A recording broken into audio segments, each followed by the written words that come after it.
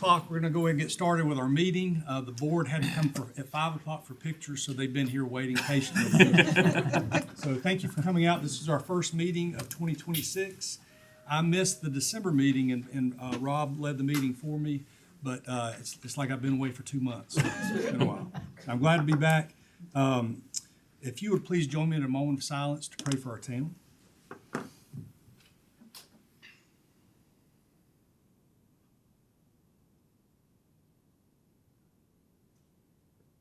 Amen.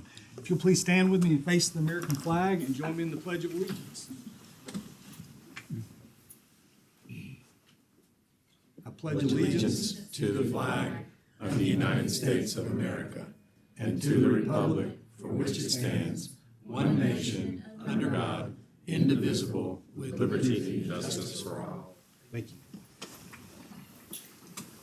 So the first item on tonight's agenda is our conflict of interest statement. I'm going to ask if Al would read that to us. Thank you, Mayor.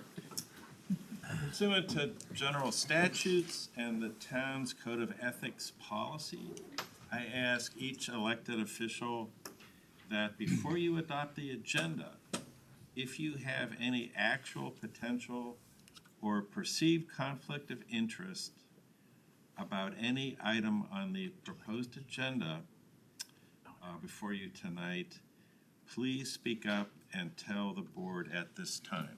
Thank you. With none being said, we'll move on with adopting the agenda. Do we have any additions or deletions to tonight's agenda? Motion to approve. We have a motion from Rob and a second from Carl. All those in favor say aye. Aye. Any opposed? That passes. Next item on our agenda is our citizen comments. If there's anybody here tonight that would like to speak about anything going on in the town, you've got 3 minutes to step up to the podium and say whatever you would like to say. Okay. Seeing so much interest. Okay, there's no citizen comments tonight. We'll move right on to communications from boards, commissions, and agencies. Tonight we have a special thing coming from our fire department, a recognition of fire department personnel for life-saving incidents in 2025. We'll ask Chief Carter to come and make the presentation. Mr. Mayor, members of council, thank you for this few minutes tonight. Take up some of your time. We had a busy year in 2025, so these are some of the folks. Everybody couldn't be here, of course, tonight, so I'm just going to read the list, those that are here. They'll come up, and they've already received their awards. We had a little get-together this past weekend, so we want to make this official in front of you guys. So our Green Cross Awards for this year, and these are for rescue services for traffic accidents that may involve someone that was trapped or pinned in the car. So our first one was an incident on May 22nd of 25, was Josh Collins and Michael Gallagher. The second one was 4/26 of 25, Taylor Mohat, Bryson Collins, and Josh Collins. A third was January 30th of 25, was Ben Lagle and Trey Lagle. Ben's here tonight. Another accident on 5/12 of 25 was C.J. DeWiggins and Daniel Forrest. 9/19 of 25, another vehicle accident, Ben Lagle, Jonathan Garib, C.J. DeWiggins, and Angelo Pisa. We had a technical rescue event also, which involved a structural collapse in the county line community. Large tree fell on a mobile home and pinned a family inside. That night, we responded with our heavy rescue unit and stabilized the tree and removed those folks from the home. Those involved were Josh Collins, Ben Lagle, and Michael Gallagher. We also had what we're going to classify as fire save this year. If y'all recall, in August 30th, large fire at the Freightliner plant in Rowan County. Our ladder truck was dispatched down there with mutual aid from across the county, several counties. During that event, a firefighter from Jerusalem fell in a pit within the building and declared a mayday, which is in our world as a firefighter rescue. So our guys that were on scene heard the call and did exactly what they should have done and got him up out of the pit and safely got him outside. So those were Michael Gallagher, Ty Williamson, and C.J. Dwiggins. And if you recall, also back July of last year, there was a house fire in the Farmington community, substantial fire. And we had one of our volunteers at the time was helping with another agency, was injured. There was a couple injured.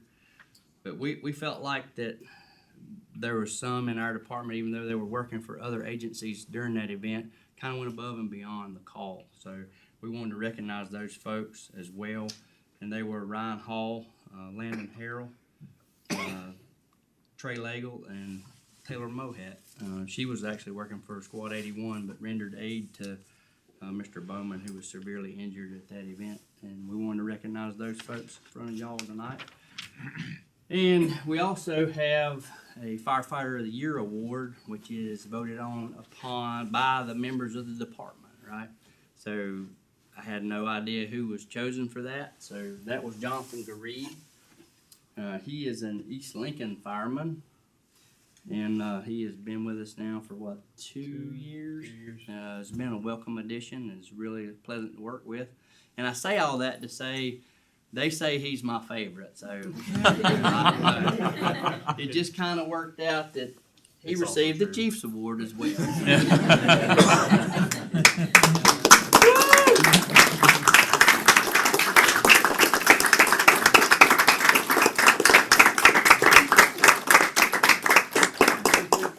Are no favorites. All these folks are my favorites.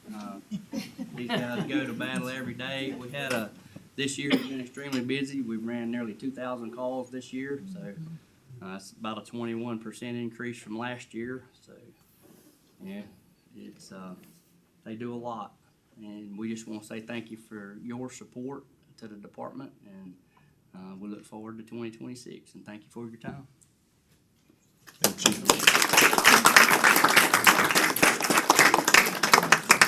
Jonathan, did you want to say anything? No. I am the favorite. Thank you, Frank. Appreciate it. And this is all his family, so he ain't just my favorite. He's everybody's favorite.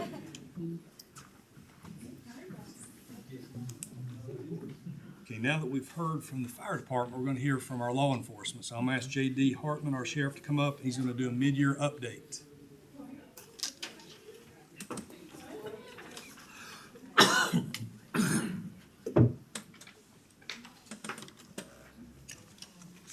Well, thank you for the opportunity to speak with y'all this evening. I guess I need to start with an apology. I think I was supposed to speak with y'all sometime last year, and you did not want me here at that particular night. I was not well, so it got postponed till tonight, and I appreciate the time.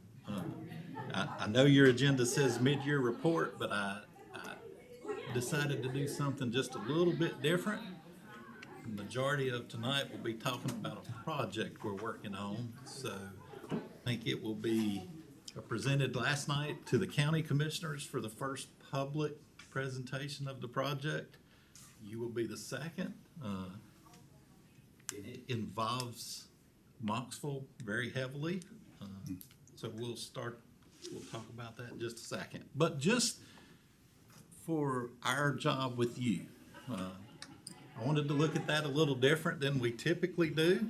We met our requirements for the contract. I think you all know that. You see that. Lee sees that every quarter. But I wanted to look at that a little different. So for the calendar year of 2025, we had 39,869 man-hours inside Mocksville city limits. So that equates to 19.16 deputies working. Okay, so 19. If you had a full-time police department, you would have 19 employees in it. Okay. It also equates to 24 hours a day, 4.2 officers inside the city. So you can take the hours that 2,080 hours is an average work. That's what Mocksville and the county bases their pay rate off of for a year. And you can see that.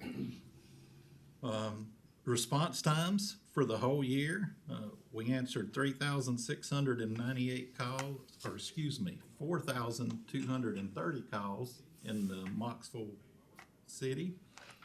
3,698 of those calls were answered in 9 minutes or less. 9 minutes or less. 80% of those calls are required to be 9 minutes or less under y'all's contract. So that was 87.43% of the calls were under a 9-minute response time for the entire year 2025. Okay.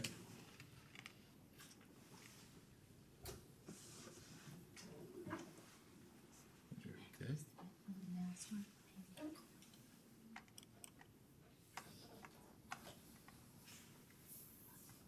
Good luck. Thank you.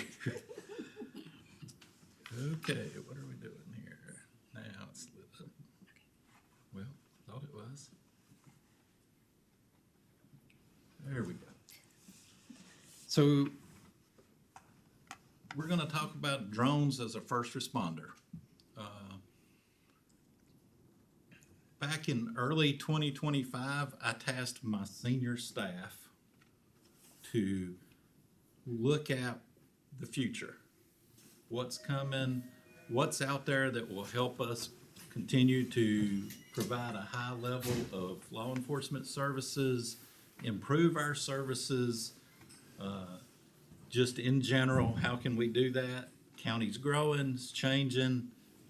How do we keep up? How do we combat the criminals who are using technologies to commit crimes, etc.?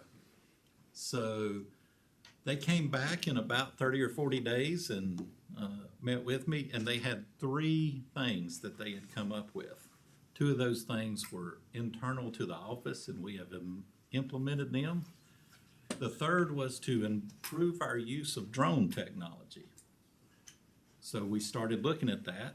We have drones in the agency, and as we looked at it, we came up with a drone as a first responder, and then that it grew into a whole project that we're going to move into. So we're going to talk about it a little bit. Well, if I can get my fingers to work.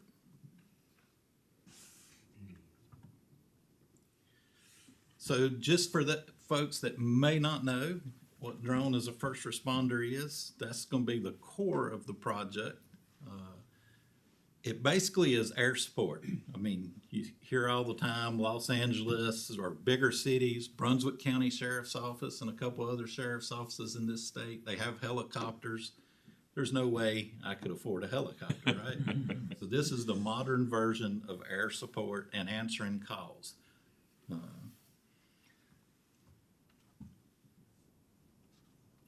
So the project as a whole integrated into an ecosystem would work. This is kind of an example of how it would work. The example here is a road rage incident.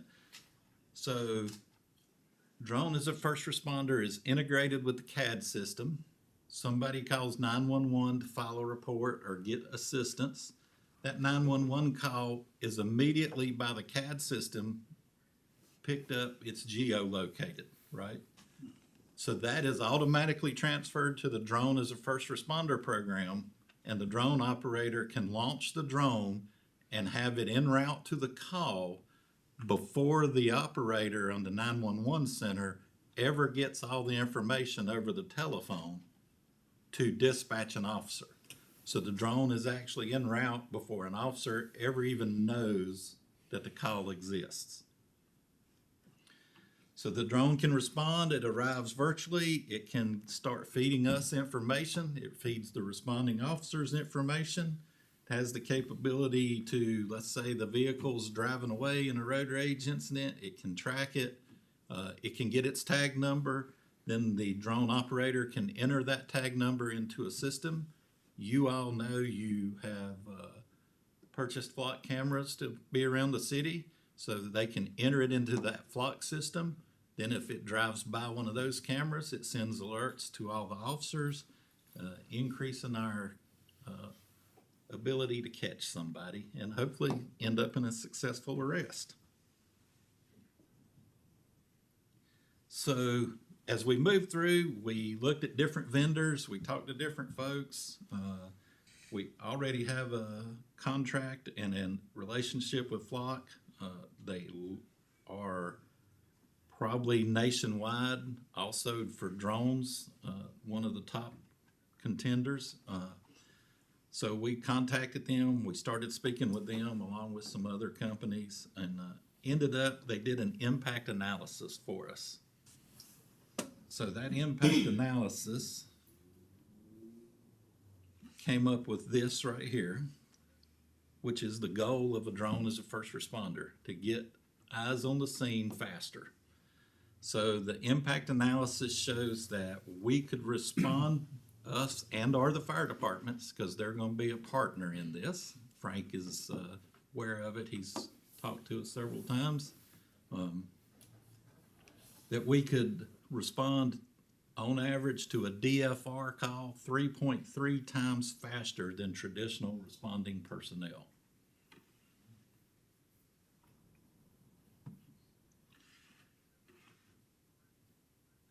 So the impact study was to look at if we integrated everything, how that would work, and how we could get there before ground units and start providing real-time intelligence to reduce our response times, get critical situational awareness for ground units prior to the ground units arriving, and clear, literally for the sheriff's office and possibly the fire department. We'll develop that as we go.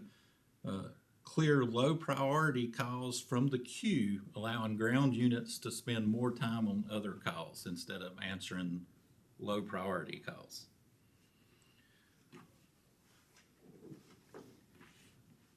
So we had to have a starting point for the impact study. So we provided the entire year of 2024 sheriff's response data. We also provided the Flock camera data back to them to look at and add into this study. The base study, looking at it from a county-wide perspective, which is what I'm looking at. We wanted to cover as much as the county and make it a county-wide project originally for the study purposes. So the circles you see here are what we originally looked at, which would have been 5 drones covering about 38 square miles of the county. And that's what we based our study on. So of all the calls in that range, I know what happened. We've missed a slide somewhere, how, but there were right at 26,000 calls we provided to them for 2024. 5,000 in some of those calls, I know this from heart, looking at it, but 5,600 in some of those calls were within the circles, or would have been DFR response calls immediately, right? 4,398 of them were within the range of the drone, as you see here in the circles. So of those 4,398 calls, our average response time would have been 2 minutes and 42 seconds. 95% of the time, the drone could be on scene first, and 75% is the expected reduction in response times. You can look at that from all the DFR calls within that would have been our average response time in real time 2024 was 10 minutes and 54 seconds.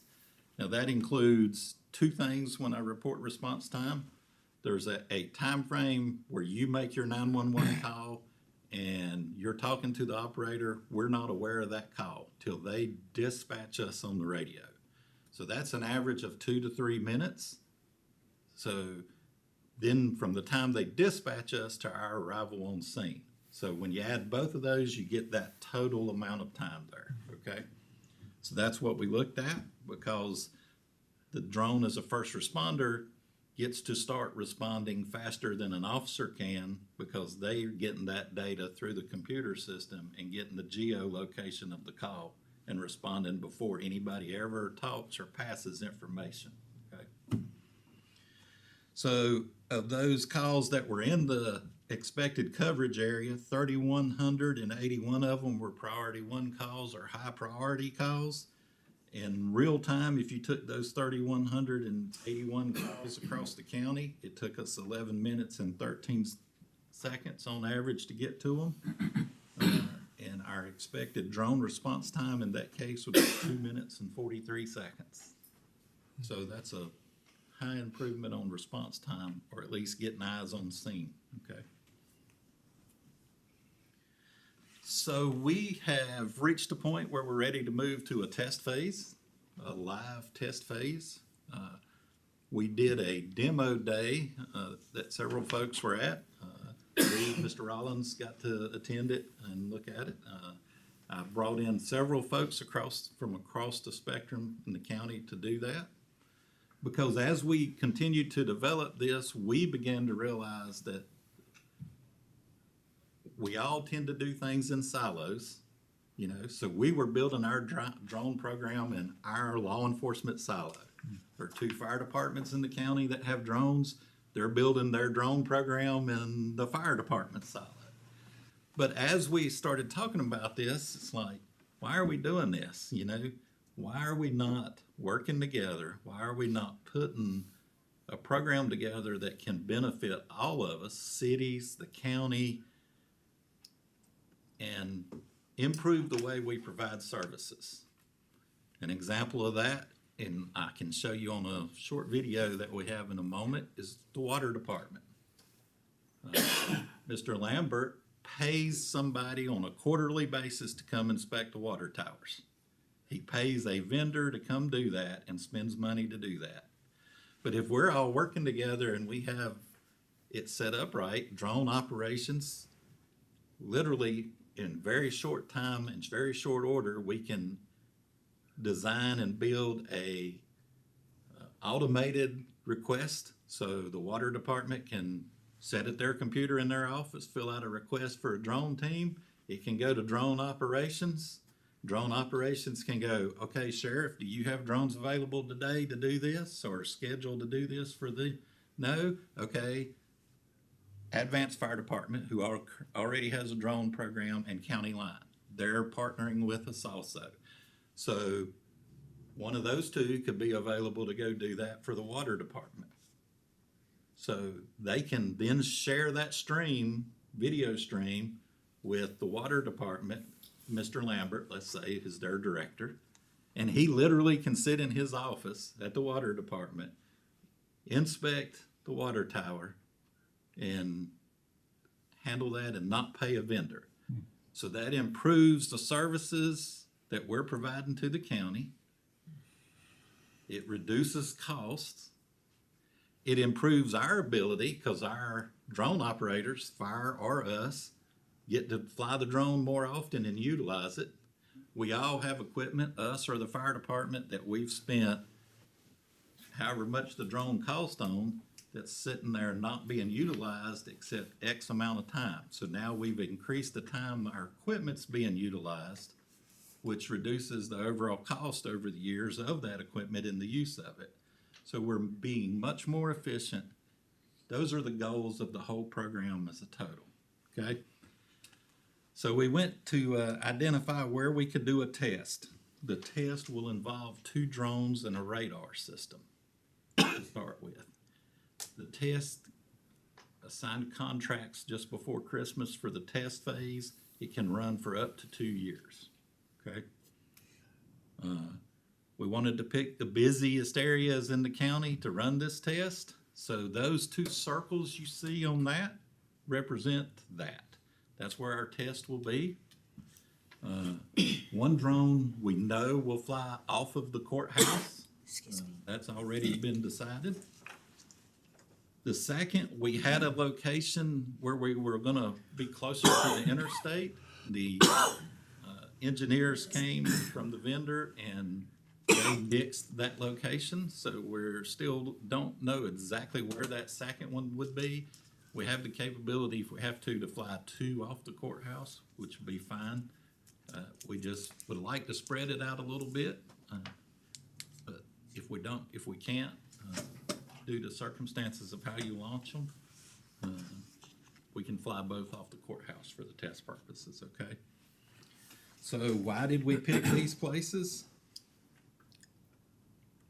And I gave you the paper just for reference point. If you look at that paper and you look at the Davie County Sheriff's side, we have the county divided into zones or sectors. And so we picked the 7 busy, this shows you the 7 busiest zones for the sheriff's office data for all of 2025. If you look, 4 of the top 7 will be covered in the test area, okay? Obviously, if you look at the MOC, that zone number and location, and MOC means it's actually inside the city limits of Mocksville, okay?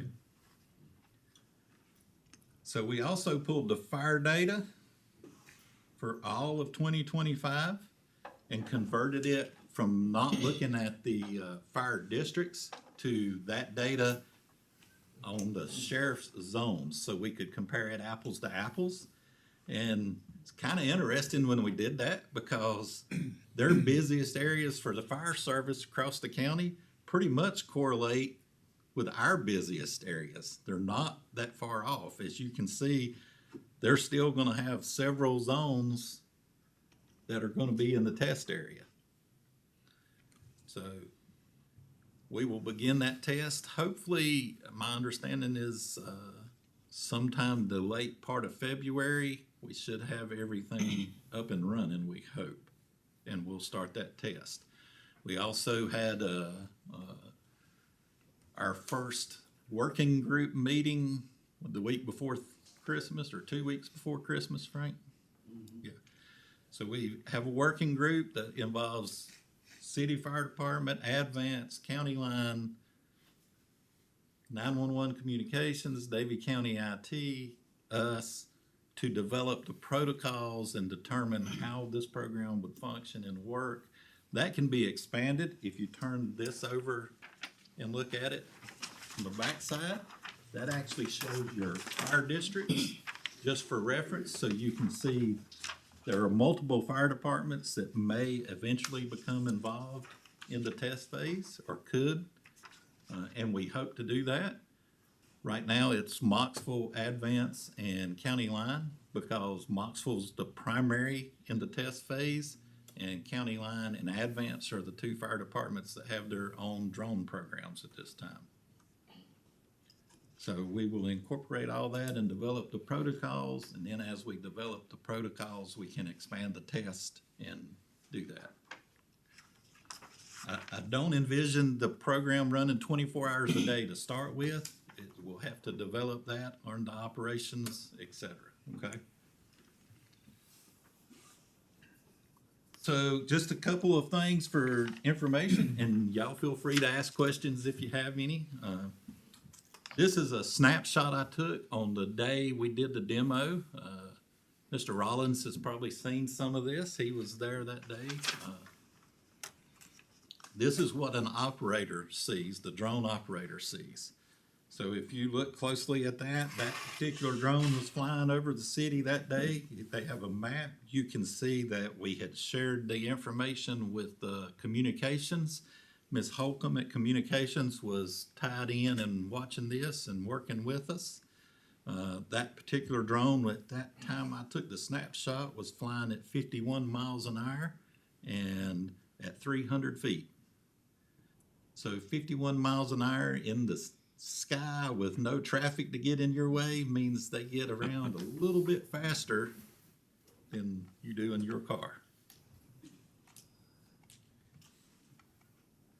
So where would we operate this from?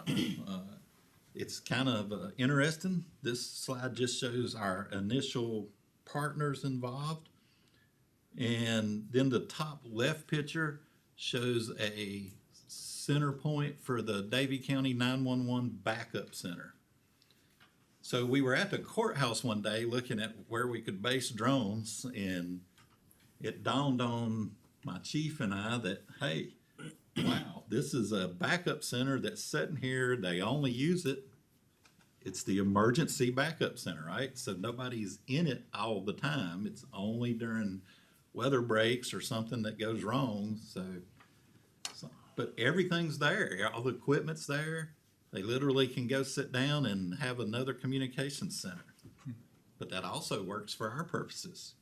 So a drone operator can literally sit down right there. It's ready to go. We don't have to purchase anything else. They can sign into the computers and start flying drones from right there. So we got the communications involved, Rodney and the county IT folks, and they're like, absolutely. That, again, makes us way more efficient for spending our tax dollars, because now we don't have an empty building sitting there just waiting to be used. We're utilizing it more of the time, which lowers the cost for everything. So JD, are you looking for another, I know you said you didn't have, you're looking for something close to the interstate for the second drone? You're needing Yes, a but building out there? we've learned a lot. Well, I'll say I've learned a lot about drones. I guess, one of the older folks around now, and drones are not my thing, or were not my thing. So I've learned a whole lot. It's very unique in where you can base a drone and launch it right now. I think probably within 4 months, Brian, right? Maybe 4 months, the new systems will be out. And those can be they can actually be ground based. Currently, they don't ground base them. You have to be at a certain height. And that's the problem in our county. So go ahead, Johnny. One question. Yes, sir. In the future, will you do a mutual aid agreement of the surrounding counties? Like if you- Maybe. There are a lot of folks looking at this and studying it. There are only 3 agencies in the state right now that are doing it. Well, I'm going to say 2.5 agencies. Asheville, or in the mountains, is doing it. Winston-Salem Police Department, they have 3 drones that don't cover the entire city. They just have certain areas that are flying. They're learning how to do it. Forsyth County has one in Clemens.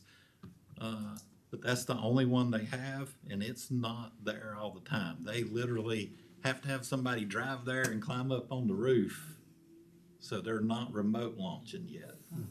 Everybody across the state's trying to learn and how to do this. I think the thing that we're looking at that's different is everybody we talk to, everything we've learned is everybody's still doing it in their silos. And we're gonna try to do that to benefit many other departments also. Like our maintenance department, your maintenance department, you need to inspect the roof of this building. There's nobody needs to climb up there. They put a request in for a drone team. I think you'll see in the demonstration video here that talks about some of the shows you some of the capabilities. What I mean when I say you can inspect a roof with the drone, it's kind of amazing actually. So that's what the next slide is. I've got about 10 minutes. So we had about 6.5 hours of video from that demo day. It was very time consuming to try and figure out how to make that short enough to be interesting and yet show you capabilities of the drones. There are no sound because it was a demo day, so we were not interconnected as much as you would be in a live situation, which hopefully the test will be.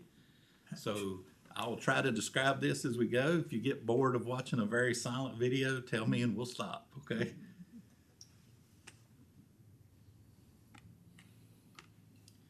So we were flying off the courthouse that day. So this first little segment is just kind of to show you how far you can see with it and some of its capabilities as far as just distance wise and stuff. you pretty much can see the whole county from one spot. Get a little bit higher and you can see on a pretty day the whole county, what's going on. Now we're flying kind of up Main Street. I think you may recognize some of that. That's the YMCA in front of you. Now we're stopping over the first entrance to the park. And he's zooming into the YMCA. Picking up a tag. And we're reading the tag. So if that is, so that tag, the operator can take that tag and enter it into the flock system, which then checks it to see if it's stolen, etc. If it's stolen, we'll get that hit and it will direct officers to it. We're just zooming in here. We're somewhere over the middle of town. Some of y'all might recognize the water tower. This is just he was demonstrating the zoom capabilities. I mean, from that far away, we literally could identify somebody if they were tearing the water tower up, you know?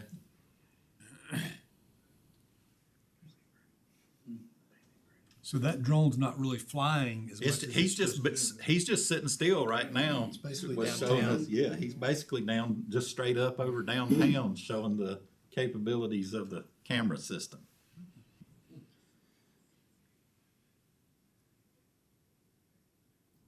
So now we're just talking about, this would be for us at night or looking for somebody in the woods, but for Frank and the fire department folks, these are what they would use to look for hot spots in, they're multicolor, they use the color spectrum to look for different things, and there are several cameras.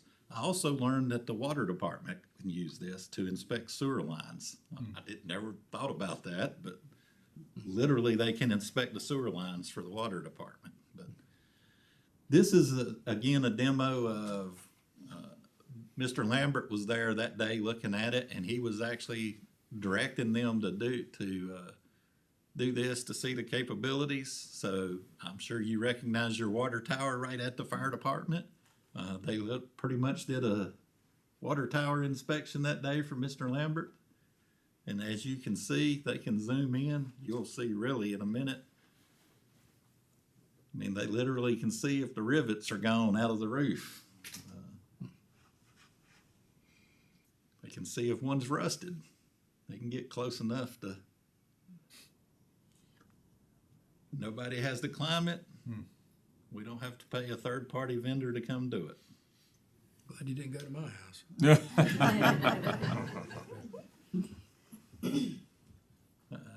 Mr. Lambert said that everything he's required to inspect, he can actually, that's what they did in this video. Wow. So.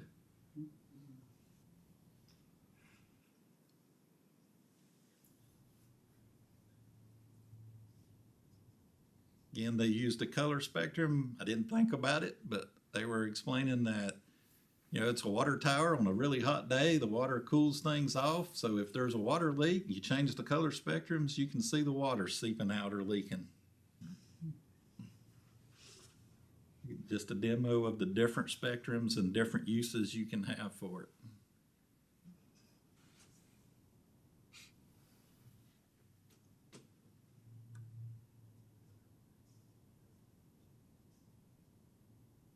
They did answer some calls with us that day.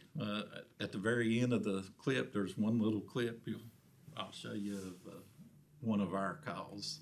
I was trying to find things that actually would show you all the capabilities that we're talking about.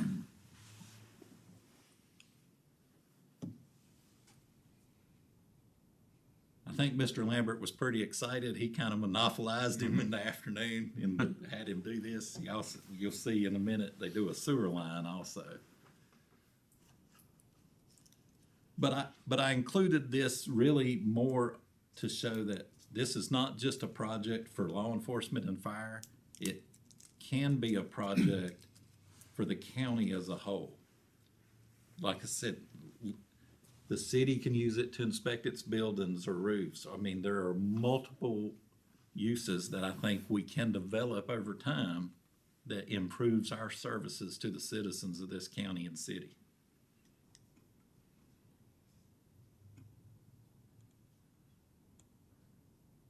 especially for a lost child. Absolutely. Or catching a bad guy. We caught somebody last week with one of our drones. JD, how many do you have? How many does the office have? So there's a fundamental difference, which is what started the senior staff saying to enhance our drones. So we currently have 17 drones. Some of those are small, what we call trainer drones. Is what we practice and learn with. So they have a guard around the thing. You can't tear them up if you fly them into the wall or something. And then we have one large drone that's assigned to the crime scene unit. It's very capable and it can interconnect with some crime scene tools and equipment we have to do aerial shots and incorporate that into how a crime scene would look from the air. Then we have drones that are assigned to a middle-sized drone that's pretty much the same as what the two fire departments fly, that are assigned to every patrol squad has one assigned, the detectives have one, narcotics has one assigned. And when we did that originally, what we were looking at is, for an example, using our line of work. Somebody gets in a car chase, guy stops, jumps out and runs out through the woods, right? Well, if I had a drone on a patrol squad, we could get there, pop the drone up, and help set up a perimeter with the drone and look for the guy. But what it turns out in real life is that car that's got the drone assigned to it is usually on the far side of the county. You know, the chase ends in Coolamy, let's say, and they're in Bermuda Run. So they got drive time to get over there. You got the time to get the drone out of the trunk or get it set up, get it launched. So you're still missing that immediate response of an incident. So that's what they came back and were talking about to enhance, and that's what made us start looking at this drone as a first responder.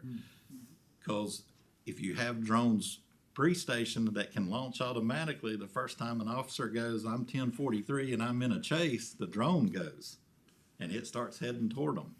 So that drone as a first responder is different than the drones, and it's treated differently than the drones we have now.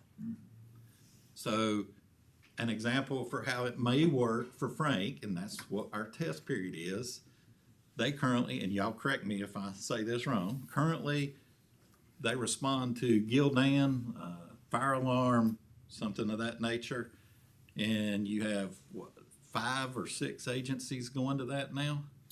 Just do two. Just, okay. EMS. Fire. And, yeah, If it comes in a fire, they would be more. okay.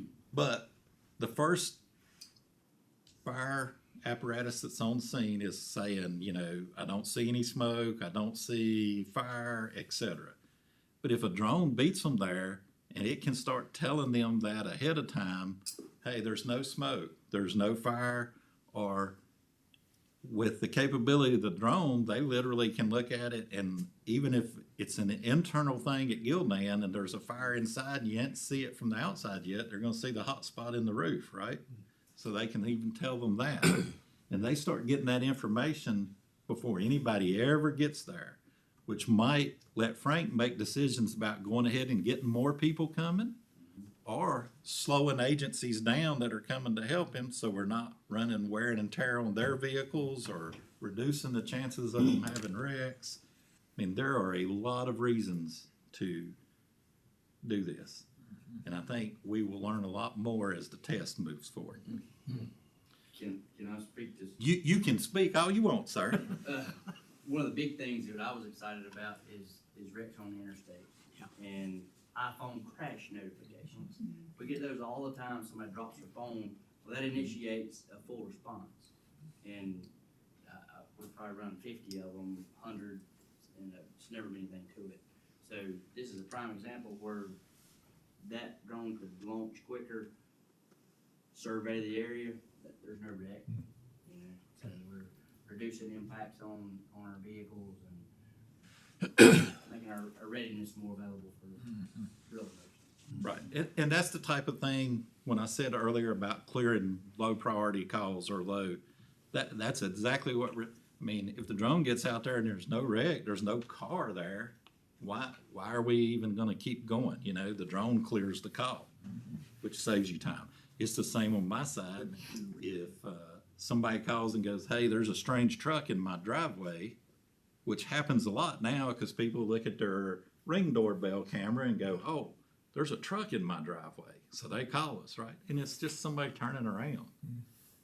Well, if I got to drive all the way somewhere to go do that, that's car going, deputy's time. But if the drone can fly over and go, oh, there's no truck here anymore, it's gone, why does the deputy need to go? We've cleared the call, we've not missed anything, and that deputy can be answering other calls or be in an area where he's actually needed to do something. Okay. That's my presentation. I'm happy to answer any other questions you may have, or if you think about questions as we move forward or in the future, please let me know. Okay. Any questions for JD? Great info. Thank you. JD, thank you. Thank y'all Yeah, very much. Very exciting.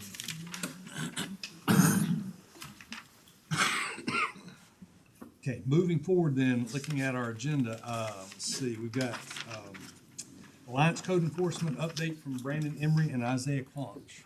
Thank you, Mayor. We have Isaiah here tonight Okay. to present. Thank y'all for having me. Hope you guys had a good holiday season. So I'm just gonna kind of briefly go over what we did in 2025. To start off, we opened 116 cases. We abated 139. Of those 139, some were from 2024, some were from 2025. We received many more than 18 complaints, but of the 18, or of those complaints, 18 were inspected, and upon inspection, there was no violation observed, so they were considered unfounded and closed. We did have 6 structures that were demolished. All 6 of them were done by the property owners themselves, so the town didn't have to worry about being paid back or anything like that. Those were 900 North Main. I think the entire town knew about that one. There's 301 Martin Luther King. That was the church. I believe it had interior fire damage. There was a very small house that was built in 1920 on Hemlock Street. There was 350 North Main Street. Then there's 2 on Spruce Street. One was a log home built in like 1900. And then another was 185 Spruce Street, which was just multiple sheds connected all together. Looking forward to 2026, I've got about 9 more that I'm hoping are demolished very soon. There's 3 more on Spruce Street. There's 3 on East Lexington. There's 1 on Mill Street, and there's 2 on Bethel Church Road. Of the 139 case, actually, you know what? Let's do. So, this is their case status to date. Those numbers are kind of hard to read, and they've changed a little bit, and I've got the most up to date. So we've opened 425 cases since we've been here. Of those 425, 369 have been abated and closed. 22 of them are currently open and in progress. 30 complaints were inspected and considered unfounded and closed. 3 have been prepared for ordinance, and I believe they're being voted on tonight. And then 1 is on hold. That one is 109 William Street. It's owned by Faith Promise of Davie County. They are actively working to bring that into compliance. So, of the 139 violations or abated cases, 5 of them were zoning violations. 8 were animal complaint violations. 17 were minimum housing. 18 were junk or nuisance vehicles. 48 were junk piles or open storage. And then 75 were overgrown lots. So overgrowth, what we're looking for is grass and or weeds, just to be over 10 inches. Once that's observed, we'll hang a door hanger. The door hanger gives the property owner 7 days to either cut the grass or give us a call as to why they can't cut the grass. If we come back in 7 days and it's not in compliance, we will send a notice of violation. For open storage or junk piles, so like the one on above, that is from the apartment complex on Wilkesboro Street. For that, we just immediately sent a notice of violation and a civil penalty simply because it was a recurring issue. They did hire a new manager, and it has been spotless ever since. As for like a residential home, we would do a door hanger and then proceed with a notice of violation and so on and so forth. So Isaiah, there's have to be a complaint from a neighbor for you to notice that, or y'all just ride around? Yeah, a very big portion of my job is to scour the streets of Okay. Mocksville. Obviously, if a complaint comes in, it's a top priority, and I'll go look at it. Okay. So as for junk nuisance vehicles, typically, so the vehicle on the bottom, it was in an industrial lot. The lot is always empty, so that was just a notice of violation. The vehicle on top was a residential home, obviously. So we sent a notice of violation and worked with the property owners, and that was brought into compliance a bit quickly. These are minimum housing. So for minimum housing, we're looking for broken windows, fallen gutters, popped off shingles, a generator that's indicating they don't have electricity or heating or water or things like that. For that, we would do a door hanger, notice of violation. The notice of violation for minimum housing gives them 30 days to bring the property into compliance. If the property is not brought into compliance within the 30 days, we will send out a notice of hearing. The notice of hearing, we are required to give them at least 10 days notice, but no more than 25 days notice. As for the hearing, we will just speak to the property owner, let them know what violations we observed, how they can bring those into compliance, and what steps, if any, they've taken to bring it into compliance. And then after the hearing, ideally, we like to give them the finding of fact right then and there. That gives them about, for minimum housing, it's 30 days to bring the property into compliance. After that, the town can, we can submit an ordinance, and the town can take action on that. I will say, so for things like overgrowth, after the notice of violation, we don't go through the whole process of a notice of hearing and the finding of fact. We just go straight to the work order. For a junk or nuisance vehicle, I like to do a notice of hearing and then do a tow notice. That the tow notice gives the property owner 7 days to remove the vehicle or bring it into a working condition. If it's not, the vehicle will be towed and then held. I believe Mocksville's is 21 days, and then after 21 days, it's the tow companies.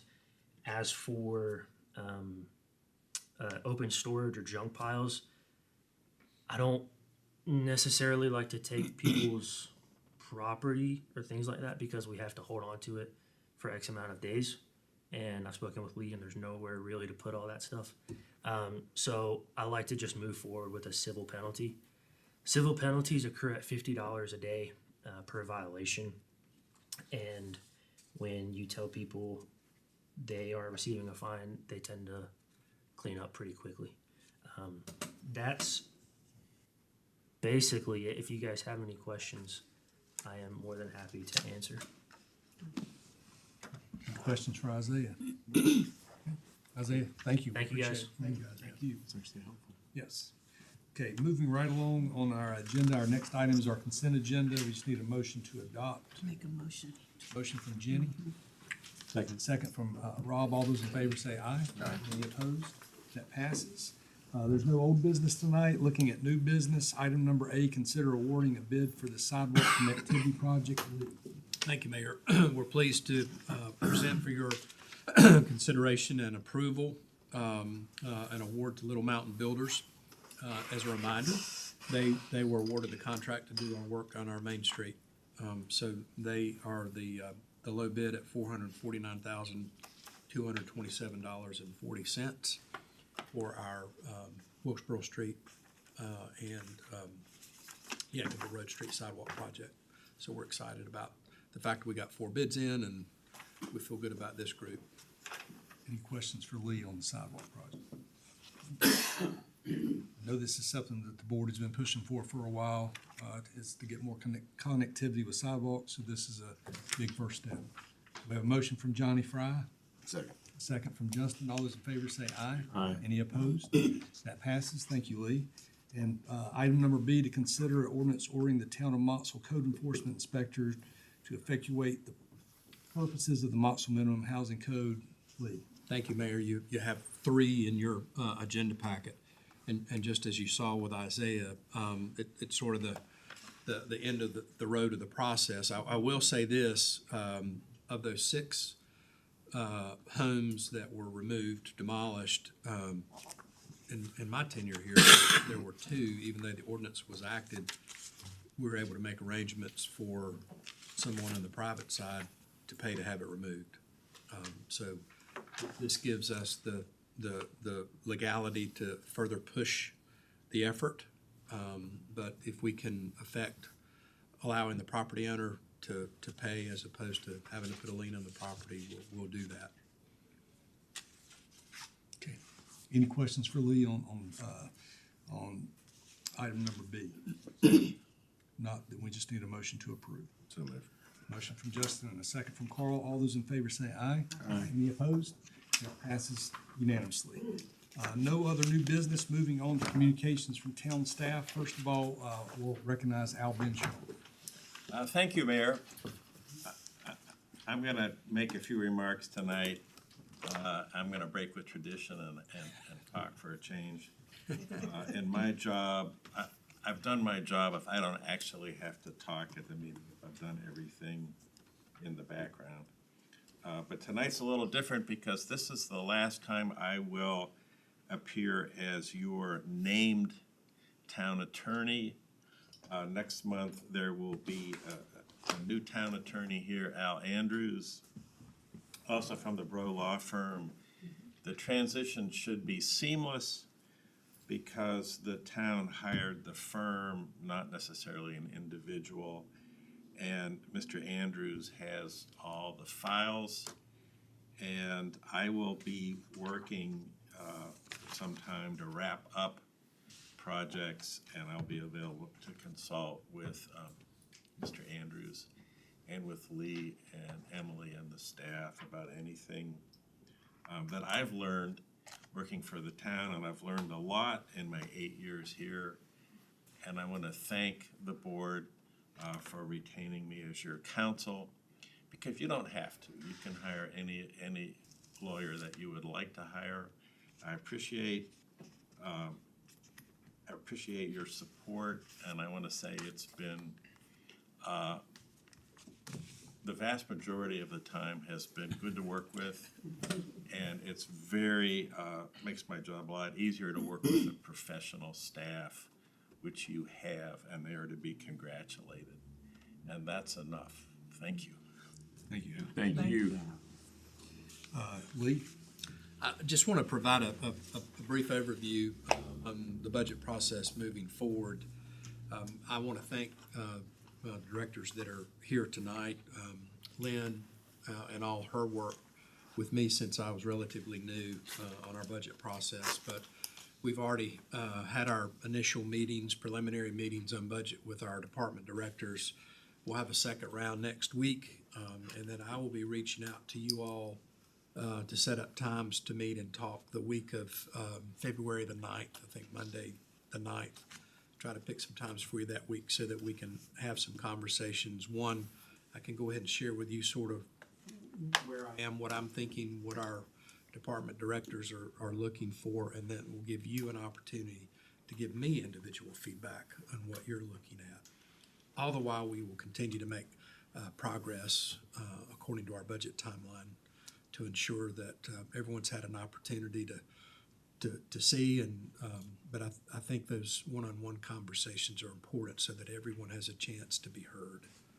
So I appreciate your confidence in this process, and we'll keep moving along. And I want to thank Lynn for all her hard work, and Emily for her hard work too on the HR side.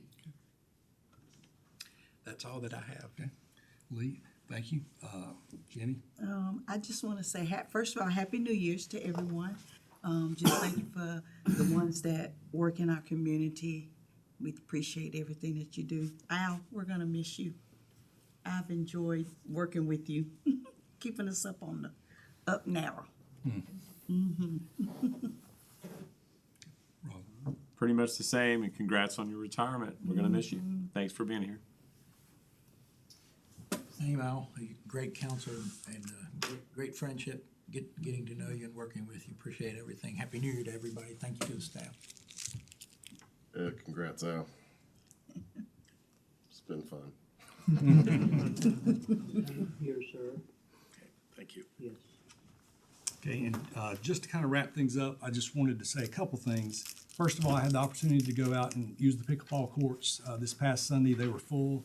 That was a great investment by SBA and a partnership with the town to make that happen. So I'm excited about that, and I'm excited about future partnerships with other companies like that. That's a great example. The other thing I just wanted to mention, I was at 101 on Friday night, and Lydia, the owner, pulled me aside, and she wanted to share with me something that one of her patrons had mentioned to her. Somebody from out of town was eating there one night, and they pulled her aside and said, "Liddy, how does this town stay so clean?"